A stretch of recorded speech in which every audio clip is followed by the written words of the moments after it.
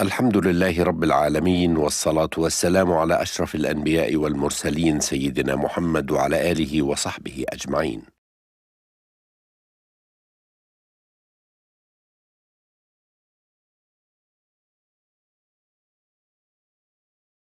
Bismillah ar-Rahman ar-Rahim. It's my great honor and pleasure to introduce our brother Hamza Yusuf, whom we all know and love, and we are so fortunate to have him here with us in Louisville again.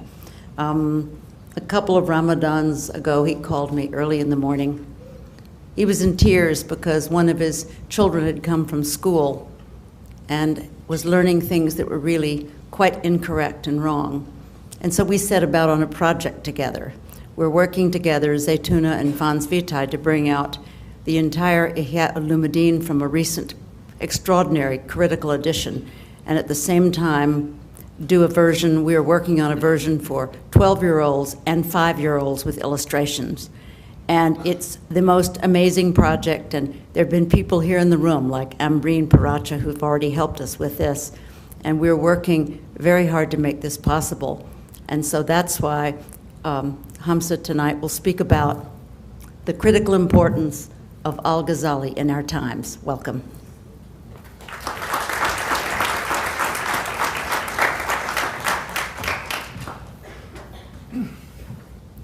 السلام عليكم ورحمة الله وبركاته. اللهم صل وسلم وبارك على سيدنا محمد وعلى آله وصحبه وسلم تسليما ولا حول ولا قوة إلا بالله العلي العظيم. I was just wondering, who is that? Your computer? Because was your screensaver a Rastafarian flag? Okay. That's interesting. So, because I thought I saw a Rastafarian flag between those images, so I'll begin with a quote by Bob Marley, which relates to Imam Al-Ghazali. Bob Marley said, free yourselves, free your minds from mental slavery. None but ourselves can free our mind. And have no fear of atomic energy, for they cannot stop the time. How long will we stand aside? How long will they kill our prophets as we stand aside and look? But some say that's all a part of it. We have to fulfill the book. So I thought I'd give you a little Bob Marley quote there. The picture that was chosen for Imam Al-Ghazali was, it really troubled me because I think Imam Al-Ghazali, if he saw it, the first thing he would do is take a sledgehammer and literally tear it down, because Imam Al-Ghazali was a great iconoclast. And unlike those who destroyed the idols that are worshipped made of stone and wood and other things, he was interested in destroying the idols that our minds generate. He was interested in destroying the idols of the ego. And he actually considered the greatest idol to be the idol of the self. And so this is his starting point, really, in letting us recognize that shirk, this concept that is so profound and constant in the Quran, this idea of associating with God. He really felt that the great association with God was the idea that the self had some kind of independent existence. And that was the idol that he was engaged in dismantling and deconstructing. And in that way, he will continue to be relevant for all time, because he set about really to articulate as best he could the way that could be done. And that's his great opus, the Ihya Ulumuddin. So what I'd like to do is look at three aspects of Imam Al-Ghazali and conclude with why he remains relevant for us today. The first aspect of his life is that he was born in an incredible time and place to be born for somebody of his genius, because there have been probably countless geniuses that were born and still are in places where their genius is never nurtured or enhanced. And I've met some really brilliant illiterate people that had they had the opportunity to go to school and to learn and to cultivate their minds. In fact, I was once in Arabia. I was in Jeddah, and there was this really unusual Eritrean. She was an Ethiopian girl, so we're back to Rastafarians. She was an Ethiopian girl, and she was working as a maid in this house. And she was like a wild thoroughbred.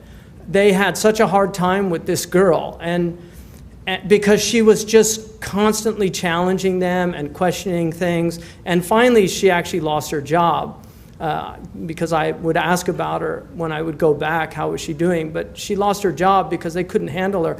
And what was very clear to me was that she felt so wronged by just being in this economic hardship of having to leave her country to go to a foreign country and to be treated in a condition that really wasn't that humane.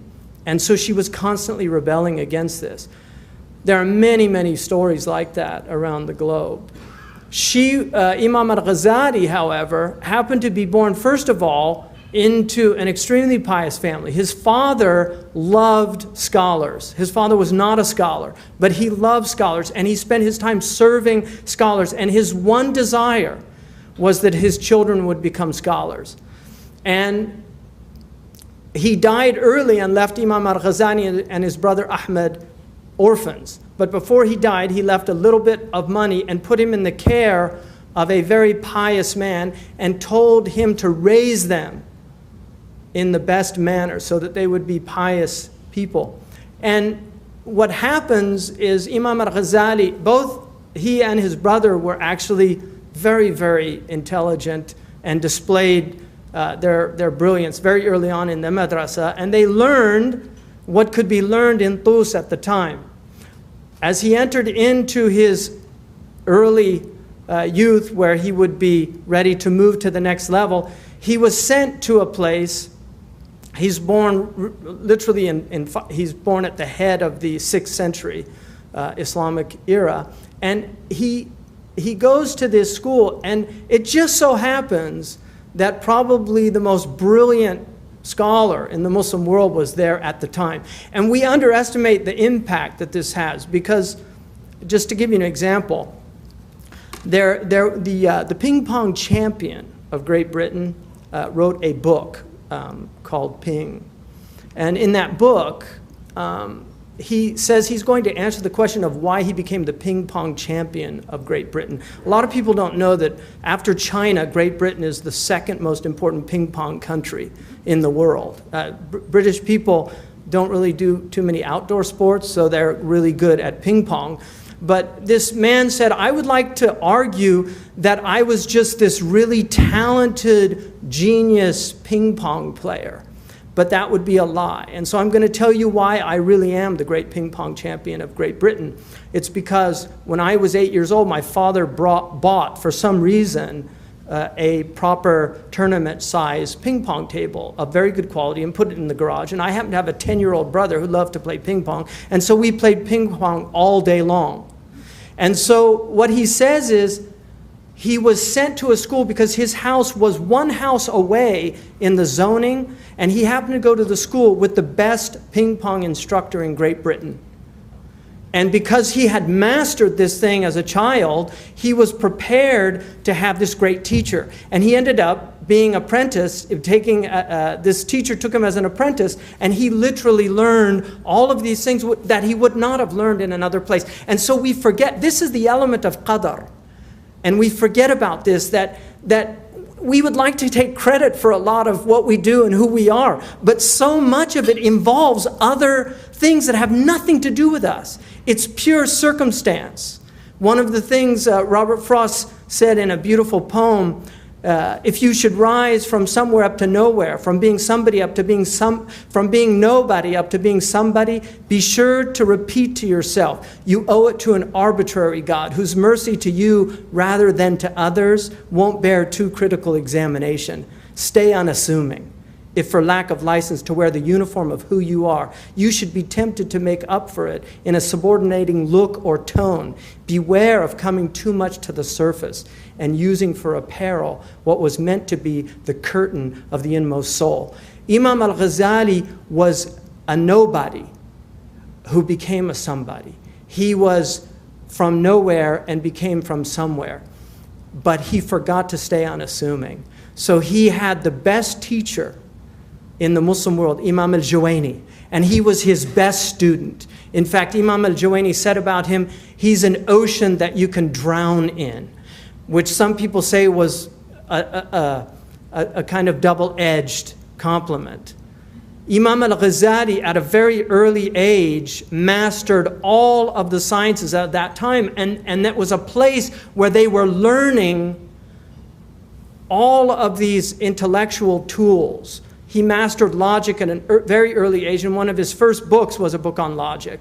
He mastered grammar. He mastered rhetoric. He was a rhetorician in both Persian and in Arabic.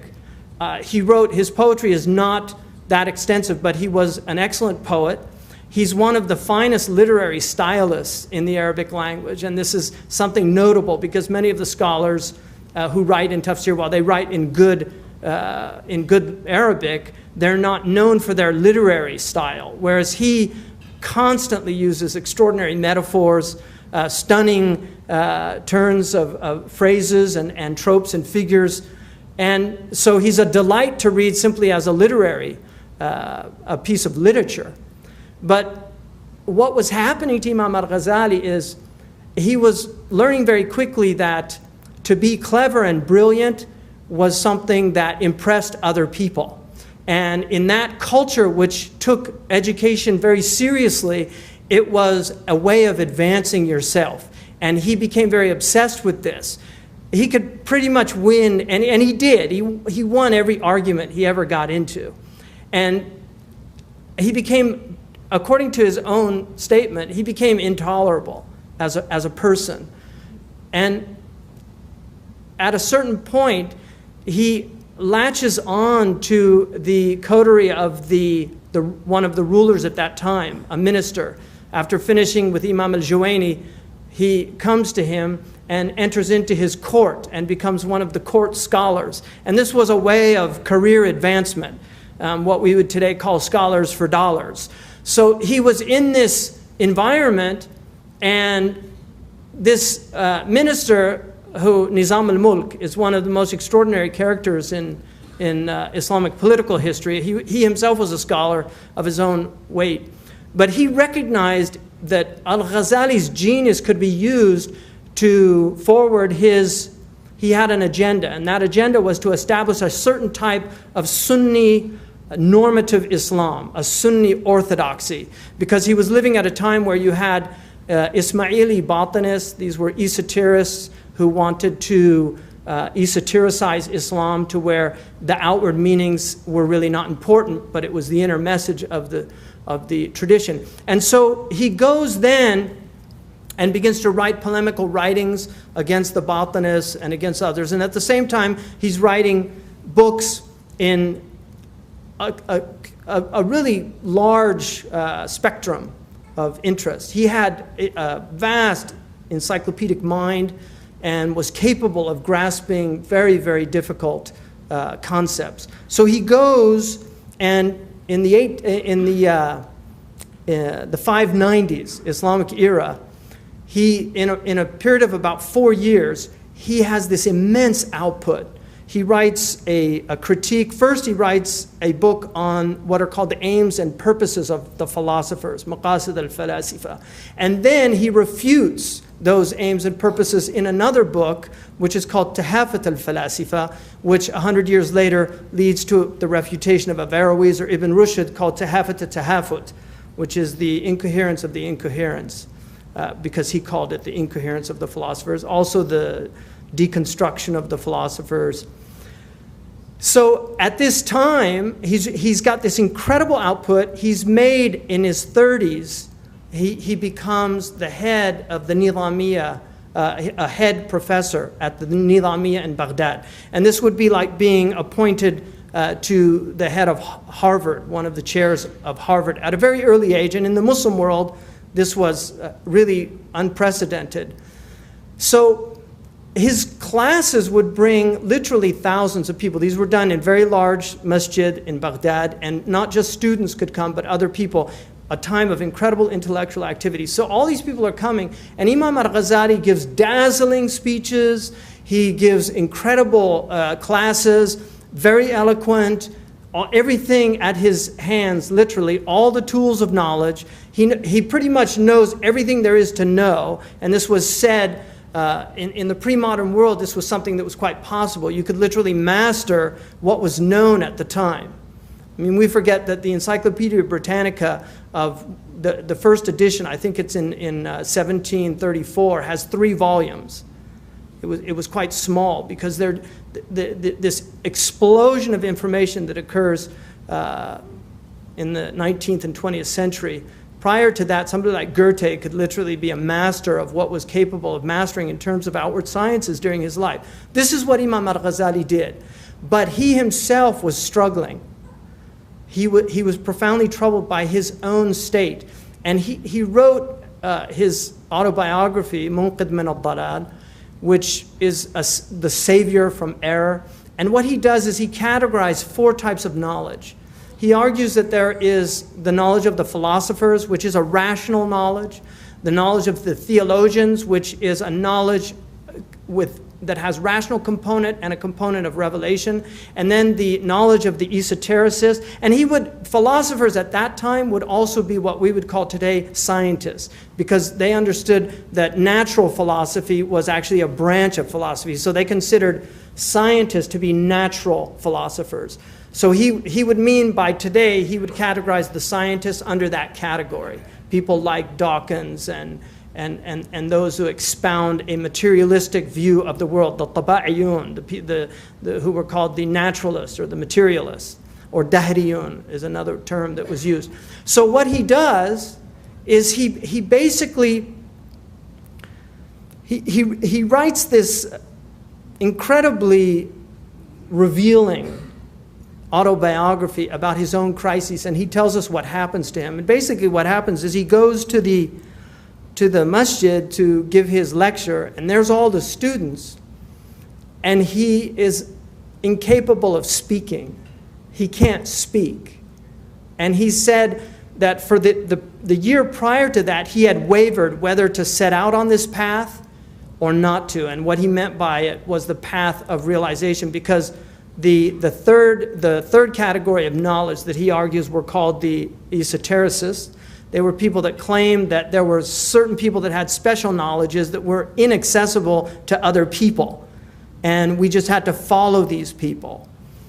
And then finally he said the last claim was to the people of tasawwuf, who argued that knowledge was the knowledge of experience, of taste, and that real faith came from experience and not from a set of logical propositions that you memorized in a textbook. And so he studied each of the previous ones, all 3, and he mastered each of them. And what's interesting about Al-Ghazali is he did not suffer fools lightly, but the reason for that is because he had really taken all of these arguments to their logical conclusions. And he argued that sectarianism is based on people not taking their arguments to their logical conclusions. He felt that the sectarian mind was a superficial mind because they were trapped in an inability to exhaust their own thought and realized that their own thought, if they exhausted it, was actually a dead end. And because he went to the end of each of these positions and realized that they were dead ends. And in that way, there's a postmodern element to Ghazali, which is very interesting. What he's arguing is these narratives, these grand narratives that these groups erect and then really become idols that they put up, can actually be dismantled if you use the right tools to dismantle them. And this is what he does. With each group, he dismantles their arguments. The only group that he said that he could not dismantle was these people of tasawwuf, because what he said was their argument was not a rational argument. And he had all the rational tools to fight these other groups. Their argument was an argument of experimental psychology. What he was saying was that what they were arguing is that this is a science of the self that can dismantle the self and allow the self to perceive the reality of the self. And he argues that it is a science because they argue that it can be replicated. And this is the essence of science, that you can replicate an experiment. If you cannot replicate it, to use Popper's terms, it's non-falsifiable. Popper would say religion is non-falsifiable, which is the problem with it. Only something that's falsifiable, that we can actually test it empirically, that we can actually establish it as a science. What Al-Ghazali says is what these men and women have argued historically is that if you do these things with these preconditions, you will have the same journey as everybody else that has taken this journey. And it will lead to the same certainty that gave these previous peoples. Here's the map. He argues that you need a guide, although he himself, it's arguable that he did not take a guide. But he argues that you need a guide. He gives you the map. He tells you what you need for the journey. And then he argues that you have to set out on the journey. He can't help you after that. But what he says, and the reason why he's called the proof of Islam, is what he says is, I took this journey and the destination is real. This is not a fantasy place. This is not Wat-Wat. You know, Wat-Wat in the stories of Sinbad, this magical place somewhere in the east. This is not Wat-Wat. This is a real place, a place of presence, of experience, of ecstasy, because the word wajada in Arabic, which means to find, also means to enter into an ecstatic state. And this is what he's arguing. So when he has his crises, he decides to set out.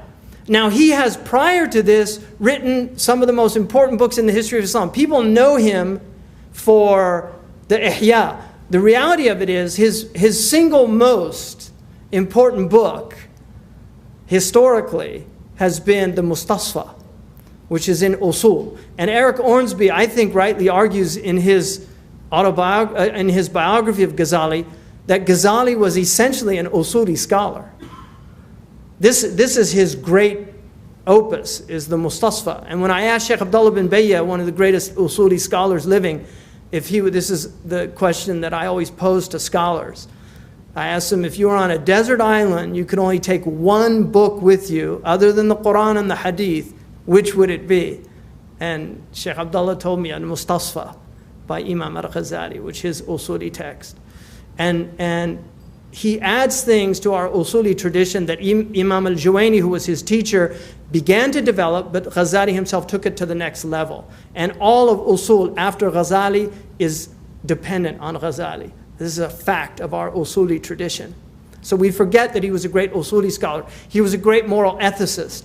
He wrote Mizan al-Amal as one of his books on moral ethics. He wrote that the book he never left home without, although he memorized it, he still carried it in a physical book, was Raghib al-Isfahani. He'd put it to memory. And this was something that he'd learned on a journey after he'd come back studying. He was on his way back home, and he had all of his books and on a donkey.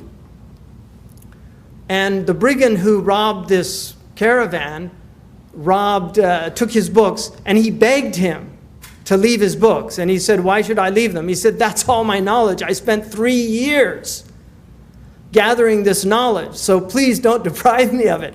And he said that the brigand laughed. And he said, what kind of knowledge is it that a brigand can steal it from you?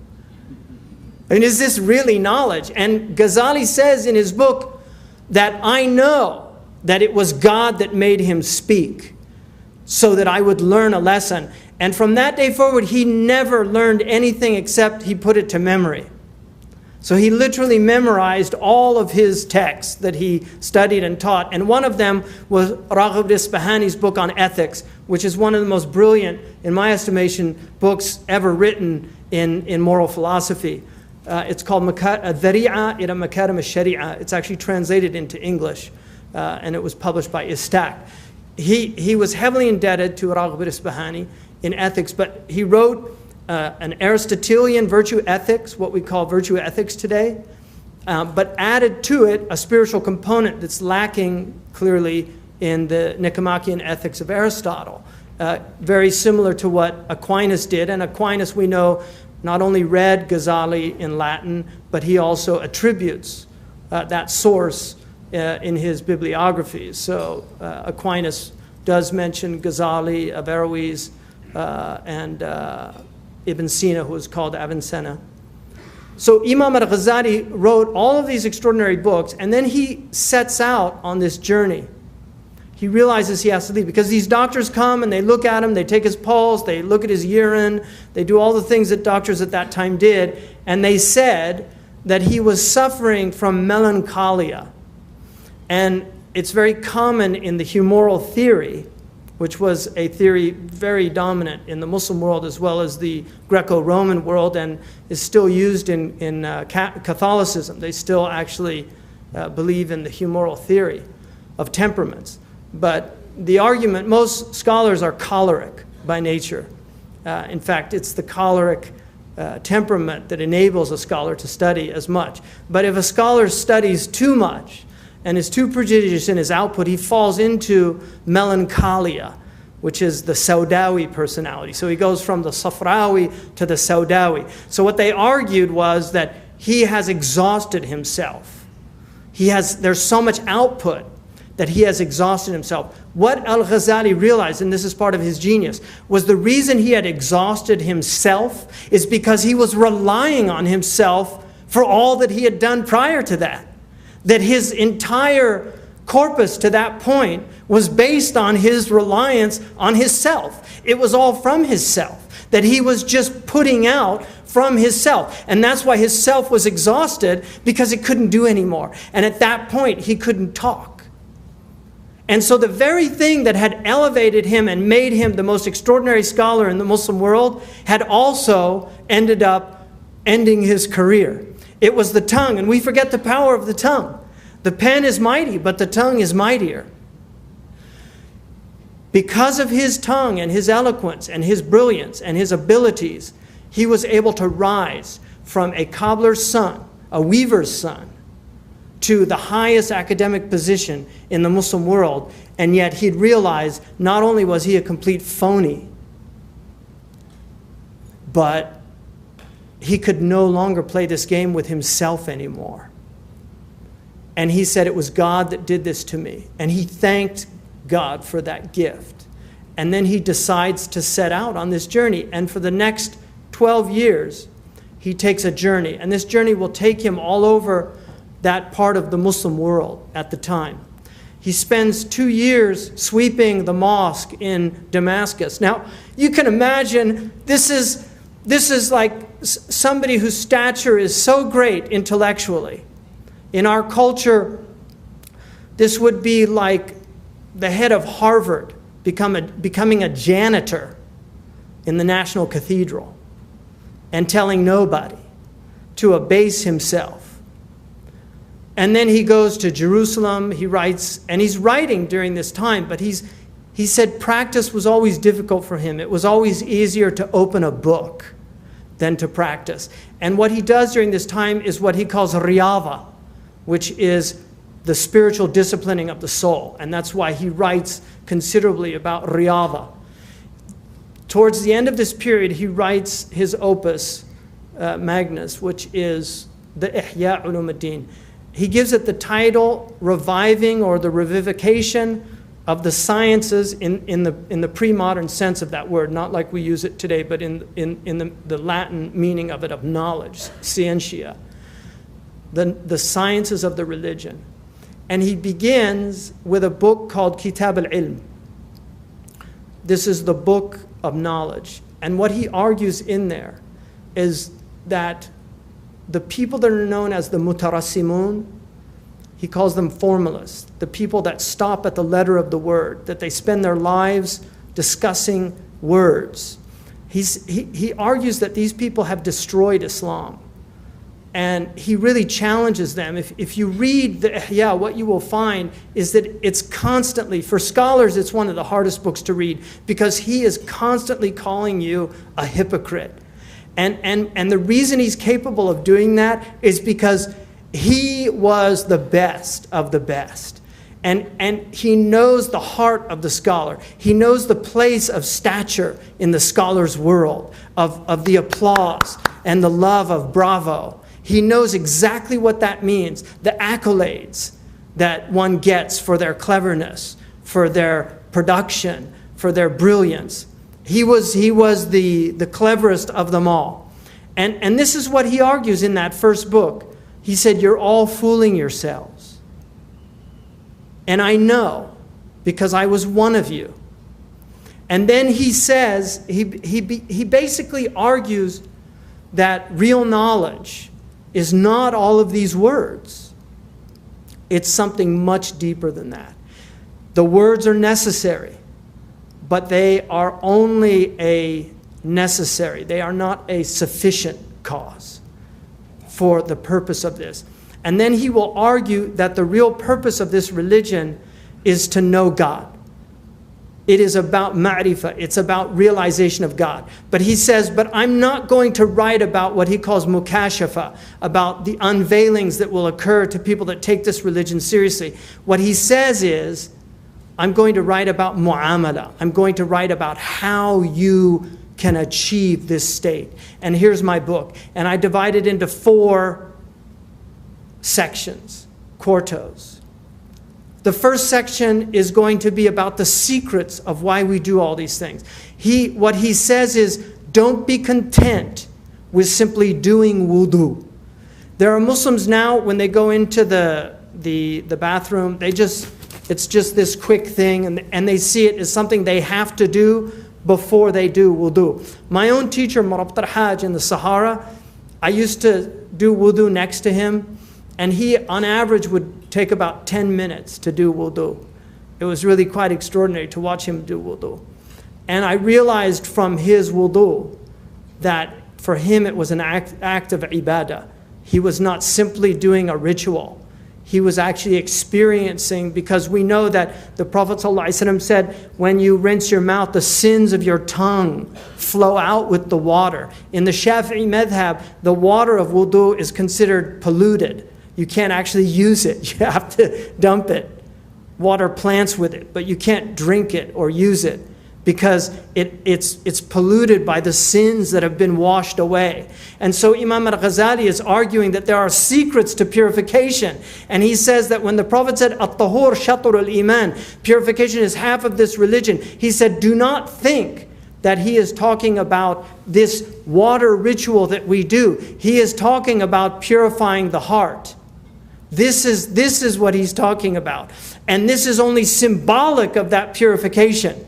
And he talked about a man, the Prophet ﷺ said, what do you say about a man who lives beside a river and bathes in the river 5 times a day? Will you see any filth on him? And they said, certainly not, Ya Rasulullah. And he said, this is like the man who washes himself and then prays 5 times a day. This is what he is doing. In other words, what the outward washing is to the body, the inward reality is to the soul. And then he argues about prayer and what the purpose of prayer is. He says prayer is entering into the presence. And the reason that you say Allahu Akbar is you are pushing this world away from you and putting it behind you, and you are entering into a state of presence with your Lord. And then he says, you begin, Alhamdulillahi Rabbil Alameen. Praise be to the Lord of the worlds, the merciful, the compassionate. Ar-Rahman Ar-Rahim, Maliki Yawmiddin, the sovereign of the day of judgment, or the master of the day of judgment. And then you speak directly. This is in Arabic called iltifat, where you move from a third person tense, what they call khitab al-ghaib, to khitab al-hadir, where you move from speaking to somebody who's absent to speaking to somebody who's present. Iyaka na'budu. To you alone we worship. إِيَّاكَ نَسْتَعِينُ. To you alone we seek help. That this is, he says, this is what the Fatiha is. It's to enter into the presence of your Lord. It's not just to go through these motions, this perfunctory act that you have to do 5 times a day. That this is about coming to intimate discourse with your Lord. And then you speak to your Prophet directly. Assalamu alayka ayyuhan nabi. Peace be upon you. That's not salamu alayhi, assalamu alayka, because you understand that there is a spiritual presence. There's a spiritual presence. The Prophet ﷺ said, تُعْرَضُ عَلَيَّ أَعْمَالُكُمْ. I see your actions. This is a sahih hadith in Al-Bazar. I see your actions in the grave. فَإِذَا وَجَدْتُ خَيْرًا حَمِدْتُ اللَّهِ وَإِذَا وَجَدْتُ شَرًّا أَسْتَغْفَرْتُ لَكُمْ. If I see good, I praise God. That these are my people, that I taught them to do good and they're doing good. And if I see you doing wrong, I ask forgiveness. He doesn't curse us. He doesn't say, why aren't they doing good? He asks forgiveness for us. So Imam Al-Ghazali then talks about fasting and zakat. What are the meanings? And hajj, the real meanings behind these things that we do and take for granted. And then he moves to the second, which is the second quarter of this ihya. And the architecture of the ihya is quite extraordinary if you examine it. He moves to the second quarter and he shows that you have daily things that you do. We were talking today about sacred monotony. This idea of doing these things that we do every day and they become our practice. Like the master archer who goes out every day and practices until it becomes effortless. It's no longer, he is no longer present. The beginner's mind is a wonderful mind, they say, because the beginner's mind is really the mind that has arrived. Because the beginner is always present. Because they're so worried about getting it right. If you watch a beginner driver, I love when I drive by these schools, you know, these driving schools. I love watching these people learning how to drive. They're usually about 16, and they're in there, and they're so present because they have the beginner's mind. You see, after a while, they like everybody else, they're falling asleep at the wheel, right? They go from one place to another and they don't know how they got there. But they've done that trip so many times because they're asleep at the wheel. The lights are on, but nobody's home. This is most people. We're somnambulant. We're sleepwalking through life. We're not present. We're not present in our meetings when we meet each other. We go through the motions. We shake the hands. We don't really hear the names. When I lived with the Bedouin in Mauritania, one of the things that really floored me about some of the Salihin amongst them, one lady, and a very dear lady to me, she was the wife of my teacher and she died a few years ago, Maryam bint Boueba. And I wrote a piece about her called Another Mother of the Believers. Maryam asked me when I first arrived there in 1984, she asked me if I had family, and I said, yeah, and she said, what are their names? And I said, well, I've got, my mother's name is Elizabeth, and my father's name is David, and my brother's name, I have 2 brothers, one's name is John, and the other's Troy, and then I have 4 sisters. I have Kathleen, Patricia, Elizabeth, who's now called Nabila, and Mariah. And I didn't think anything of it. After I left that period, there were 10 years before I went back. When I first saw Maryam, after 10 years, she said to me,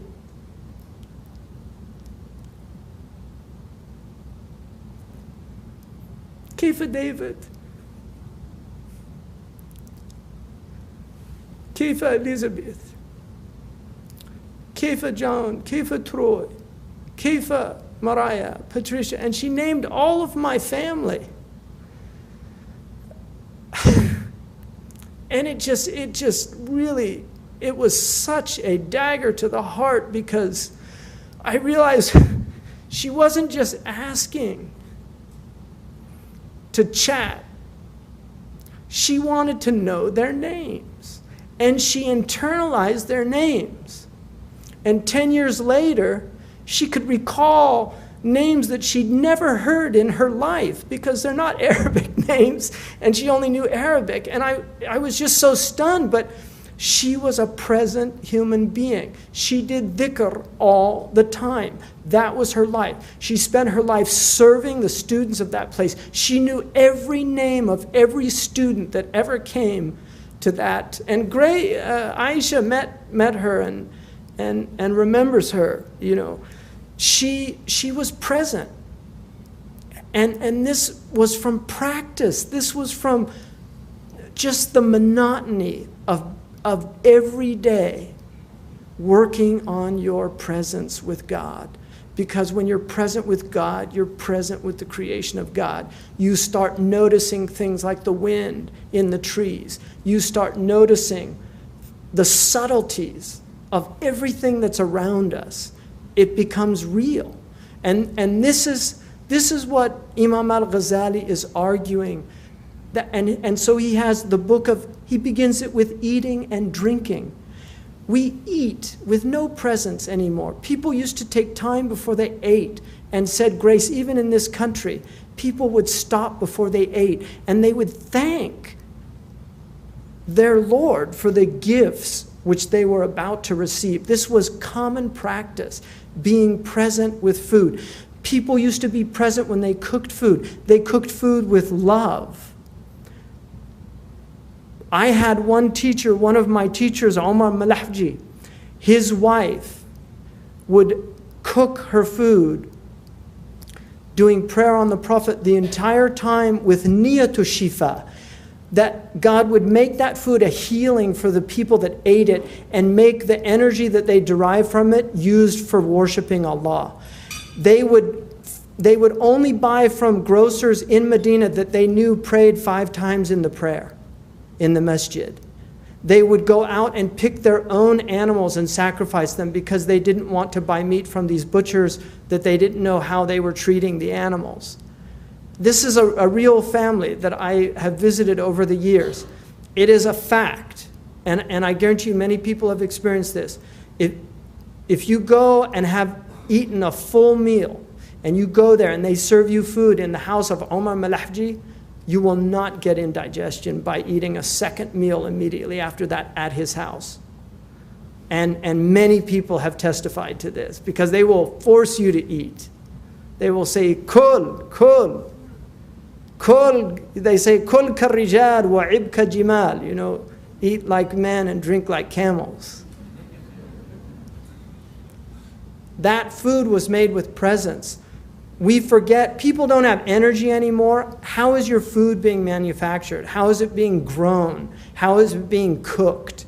Because this is where energy comes from. It comes from, that's the sabab for the energy that we live on is caloric. It's heat derived from these means that God has given us. So he talks about being present when you eat, chewing your food, being grateful, not putting another morsel in until you finish chewing the morsel that's in your mouth, because he says this is from gluttony. To don't eat quickly, to eat with gratitude. Never mention death at the table. He says death is not an appropriate, because he said if your heart is alive and people mention death at eating, you should lose your appetite, and if you don't, it's a sign that your heart is dead. Wendell Berry the other night talked about people now reading about massacres or watching them on television while they're eating their dinners. And it has no effect on them. This is from deadened hearts. We're no longer feeling. And then he moves into, he ends this chapter, he begins the next section with the section on the wonders of the heart. And this is the section where he deals with what he calls the muhlikat, those things that are destructive to us. And the muhlikat, in his understanding, are the vices that will kill the heart. And he talks about pride and arrogance, and he distinguishes between vanity and arrogance. He says vanity, all you need is a mirror, but arrogance always requires another person. So the vain person simply needs a mirror to admire himself, but the arrogant person needs another being to oppress. And he talks about the roots of these, and much of it is related to death, the fact that people have forgotten that they're going to die. And then he ends this section with the book of delusion, or what we would call illusion, the internal state where we completely misread ourselves. We don't know who we are. The Arabic word, the Roman word for personality, persona, means mask. In Arabic, it's called shakhsiyah, which comes from a word that means a shadow. So the personality is a shadow, it's an illusion. Who you think you are is not who you really are. Who you are is related to your historical narrative, where you were born, where you grew up. If you speak here like a Kentuckian, you have a certain way of speaking. But if you grew up in New York, you would be speaking like a New Yorker. These things have nothing to do with your personality. They're simply the circumstances you find yourself in.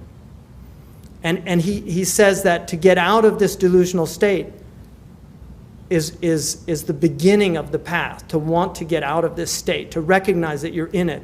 And that's why the next book, which is the last 10 books, the Book of Salvation, the first chapter is about repentance, metanoia, changing your mind, turning back, realizing that the destination that you're on is one to your own death. And he ends this, he has fear and hope and trust in God, and he puts trust and tawheed in the same chapter, which is very interesting, because to him tawheed is not a theoretical construct, which it is to most Muslims, this idea God is one.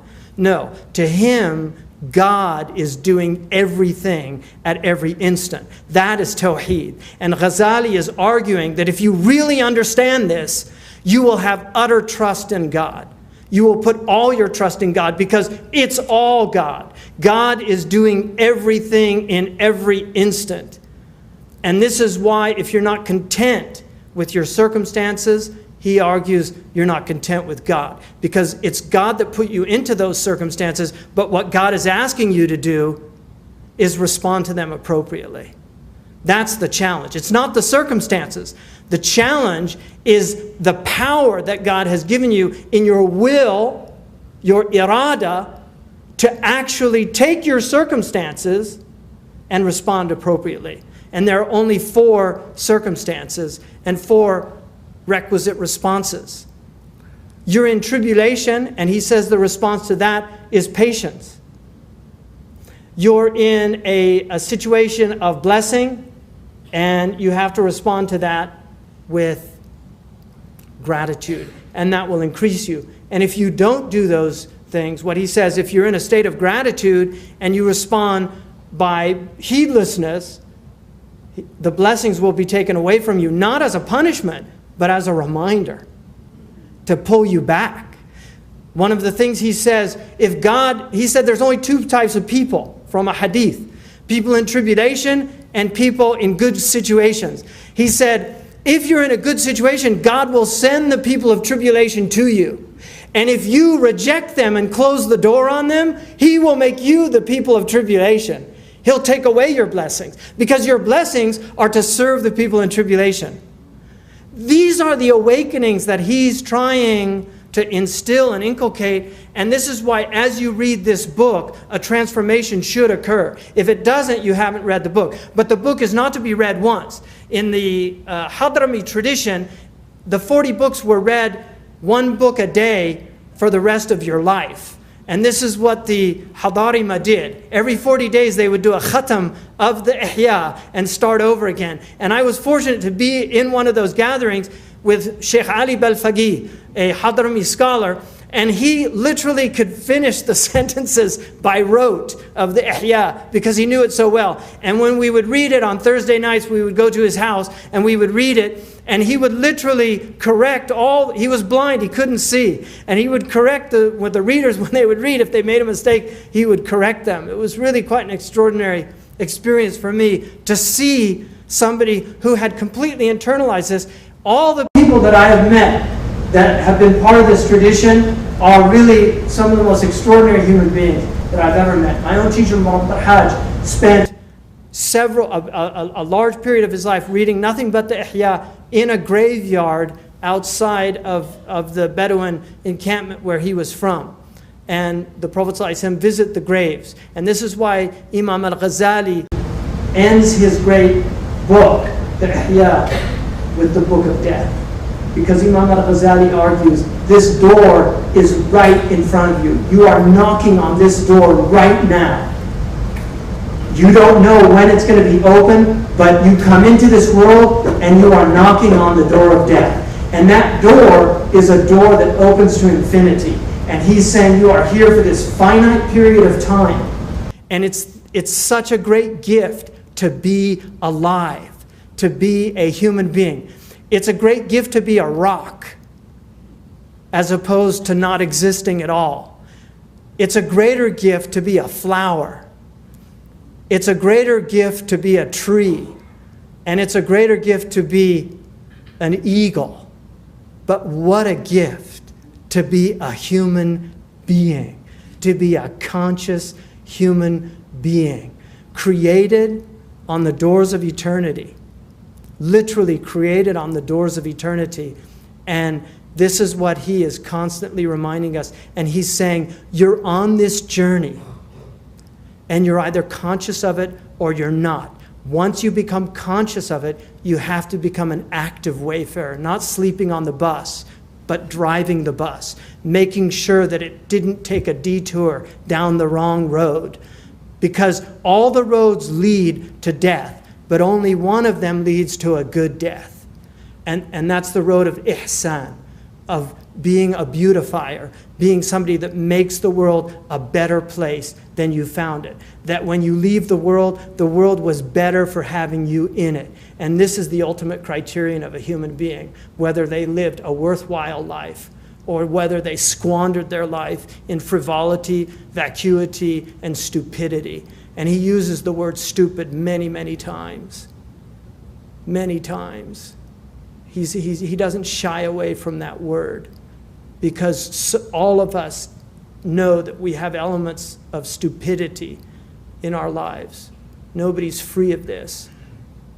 But to not squander, to not squander this life is the essence of intelligence. Whether you're a street sweeper or a professor, a doctor, a judge, a lawyer, whatever you're doing, if you're doing it with purpose, intentionality, purity of end and means, then you're doing the right thing. It doesn't matter what you're doing. I would argue that we're in one of the greatest crises that we've ever been in as a community, the Muslims. And I'll conclude just by saying a few words about this and why Imam Al-Ghazali is so relevant for us today. Imam Al-Ghazali hated sectarianism because he felt that the sectarian mind was a provincial mind. It was a mind that was incapable of seeing universals, that it was trapped in the realm of particulars. And he also recognized the concept of the wayfarer. And my father, who taught philosophy and humanities at the university level, spent a good deal of time with Aquinas and a lot of time, more time with Plato probably. But he knows the Western canon very well. He spent his life reading and rereading it. He saw a film about Imam Al-Ghazali, and he asked me, is this man in translation? I said, yes. He said, could you get me the book? So I gave him several books of Imam Al-Ghazali, including The Alchemy of Happiness, the 2-volume version. And he devoured those books. And when he finished, he told me 2 things. He said, I know my tradition reasonably well. And he said, and I can honestly say to you, I don't think the West has ever produced a Ghazali. And coming from him, for me, that was quite a statement. The second thing he said, if you spend the rest of your life just reading this man, it won't be a life wasted, an intellectual waste of a life. But the purpose that Al-Ghazali makes very clear is it's not about reading me. It's about taking what I've written and writing your own story with your life. being these meanings, embodying these meanings. And that's why he's Hujjat al-Islam. He is the proof of Islam.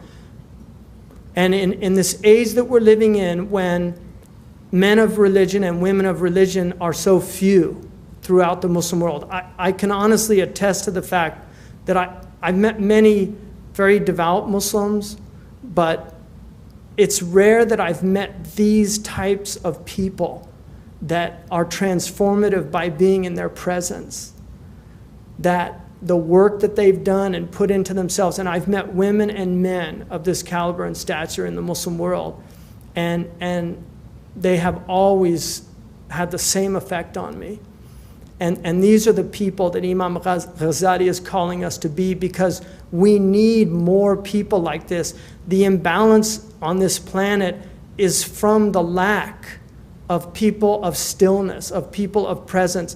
The Quran says that when the Hamiyat al-Jahiliyyah, this zealousness and fanaticism of the Jahili people riled them up, Allah says that He sent down His sakina, His tranquility on the believers, on the Prophet and on the believers, that the response to fanaticism and zealotry is sakina. It's not more fanaticism and more zealotry. But sakina is not something, it's something that God will descend upon hearts that are open to it. If the hearts aren't open to it, they won't receive it.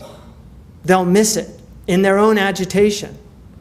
And so Imam al-Ghazali is really, to me, an antidote to so much of what we're seeing out there, all this madness. I think they would be shocked at the type of Islam and the lack of community. We've got a lot of good Muslims. Everybody in this room, you're good people. But our community, our ummah, when we saw what was done to Gaddafi when he was captured, that brought shame on our community as a community. It brought shame. And if it didn't bring shame on you, then shame on you. Because our Prophet ﷺ, when he came into Mecca, he came in with his head bowed. When he had the power to crush the people that had crushed his people for 20 years. When he had them in his power.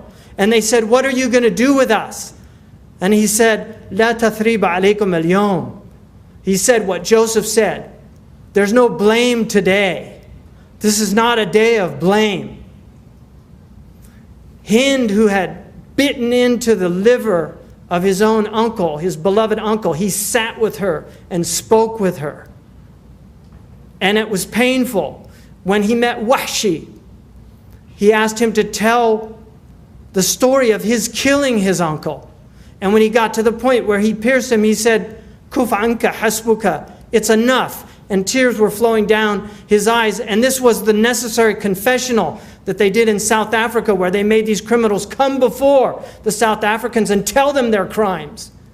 Speak their crimes, because this is how we purge these things from ourselves, by admitting these things. It's not about public humiliation. It's about people taking responsibility for their actions.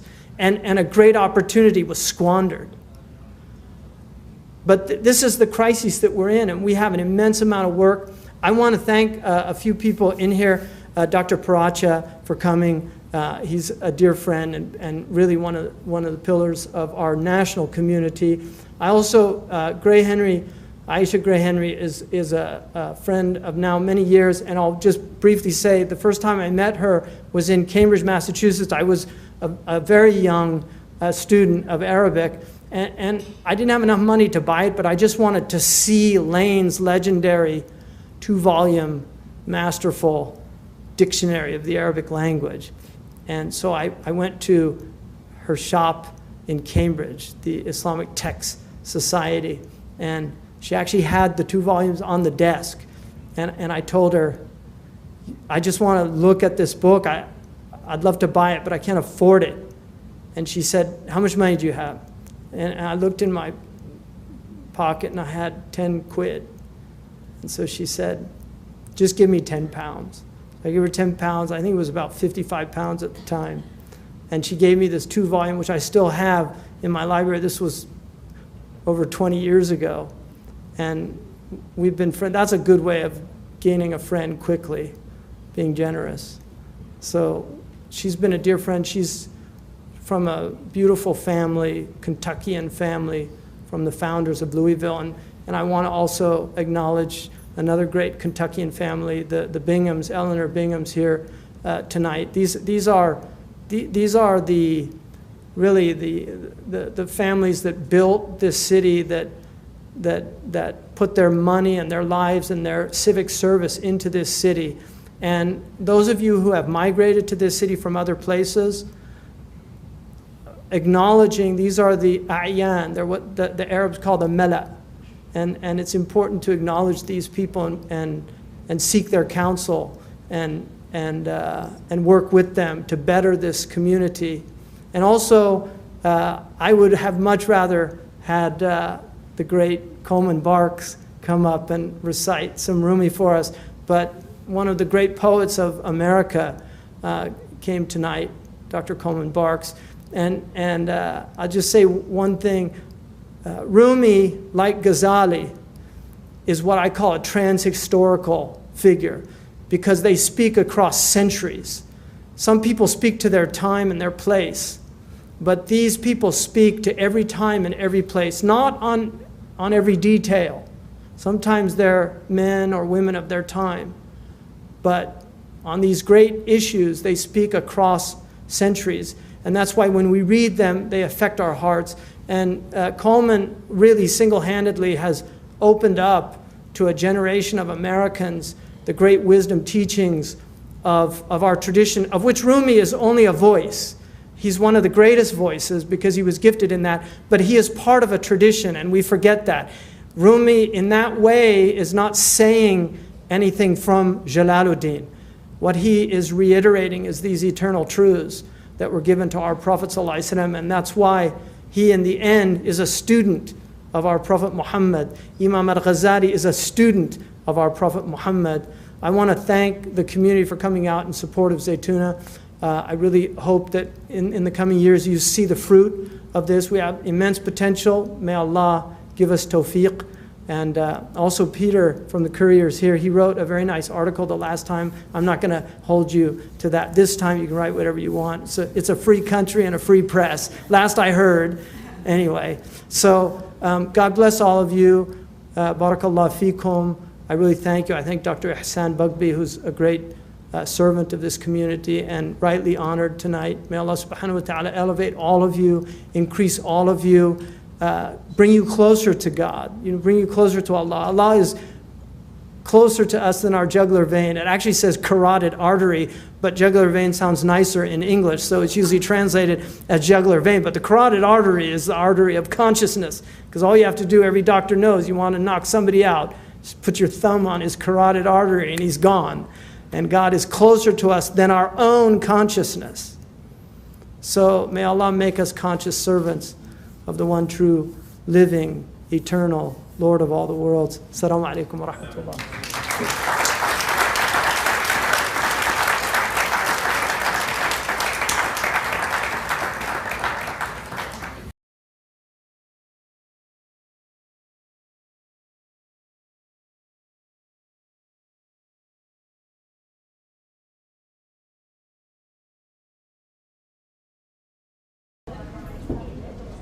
أشهد أن لا إله إلا الله